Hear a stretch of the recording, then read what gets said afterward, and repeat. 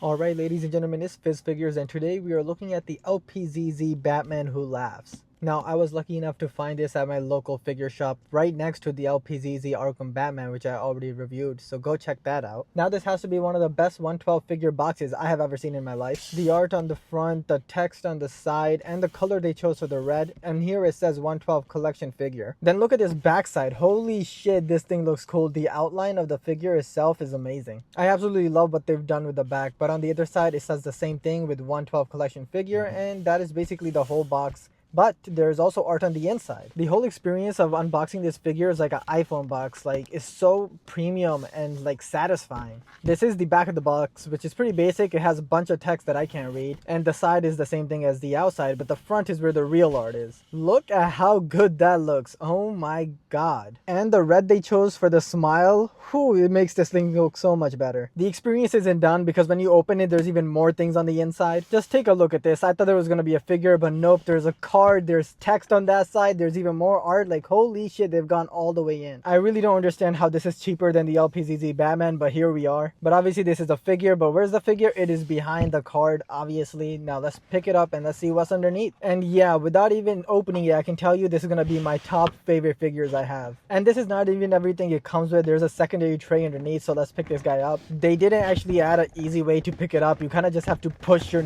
fingers in there and really just pick it all up at once. After picking it up, you see some sheets, instruction sheets and other kind of stuff. I don't really know. Here's the second tray. I'm more excited about this tray because it comes with the gargoyle and the other chains. But yeah, let's take a look at these papers right here. I have no idea what that even says, so I can't tell you. Just a bunch of Chinese. I can't speak it, so now for the instruction sheet, it is mostly pictures is all I understand. There's no English, so I'm just gonna put those to the side and let's focus on the figure for now. Alrighty, here he is, and let's take off the plastic and see everything that comes underneath. I always try to be careful with this plastic because if you take it off way too fast, accessories are gonna go absolutely everywhere. So I recommend opening it slowly, going from corner to corner. That way not all the accessories go to space. Then finally taking off the plastic and throwing that wherever. I don't care. Let's take this guy out. And look at that, without even unwrapping, he already has so many details. But we're gonna look at the accessories first, like always. Starting off, he comes with a pointing finger, and look at the detail on those. The veins really pop, the red on the fingers looks so good, and even the nail polish looks great. Then you have these like relaxed hands that also look really good. Then I don't even know what to call these hands, but look at the detail on the inside of the palm. That's amazing. Then you have these hands, which are pretty similar, but a little bit more rounded than the last ones. I guess you can say they're a bit more expressive. Then you have these hands, which remind me of like if you're imitating a tiger or something. Like, I don't really know what to call them. Then you have these like grabbing scary hands. Also comes with a pair of weapon holding hands, and finally a pair of fisted hands. I didn't know it came with this, but it also comes with a pipe bomb, I think it is. Then it comes with this machete, and wow, the blade looking rusted looks very cool. And then the handle, the wraps, having those different layers is a very cool detail. Now for the sight, it has very cool little details, and be careful, it is very sharp. Again, with the rusted paint, the little wraps on the handle, it is very cool, and I love the end of this handle. Then it comes with this blaster, which doesn't have a lot of different paint on it, but it has a lot of detail. Now for the second tray, which I'm more excited about. Even though this tray doesn't have a lot of accessories, I'm still going to be careful with the plastic going from corner to corner because I don't want anything going across the room. First off, it comes with this stand, which is actually pretty heavy duty. Then you get this magnetic logo for the stand, and the magnet it comes with is actually pretty sturdy, so it's not going to go anywhere. And then obviously it comes with the chains. The chains were the biggest selling point to me. I mean, they look so good wrapped around the whole figure, going around the arms, the waist, whatever you want to do with it. Now this gargoyle was actually an added surprise because I did not know that it comes with this figure. I can't wait to use it with my symbiote Spider-Man. Now the base is a really cool one. I mean, I'm glad it's not one of those basic plastic clear ones. There isn't any detail on the side or bottom, but there's enough detail on the top for me to not care. The stand does just plug into the back of the base right here. It's a little hard to get into, and it does kind of like fall apart. The base, not the stand. But once you get it in there, it is very sturdy and it is not going to go anywhere. It's going to hold up whatever position you're holding your figure in. Now let's take a closer look at the gargoyle here. Now I can't tell you if they use different paints, but holy, the detail is crazy. The cracks in the bricks, the cracks in the goggle itself, and even the shine makes this thing look so good under certain lightings. And whoever sculpted this thing, give them a raise, because look at the detail on the back. Now let's take a look at one of the chains. It was pretty difficult to open the wrapping, but once you take it out, look at that. And wow, it is longer than I thought, way longer. Look how long that is. That's gotta be at least I want to say at least 20 centimeters or more. And the second chain actually has a different accessory in the front. The end is actually a hook this time, not the whatever the other thing is called, but this is a hook.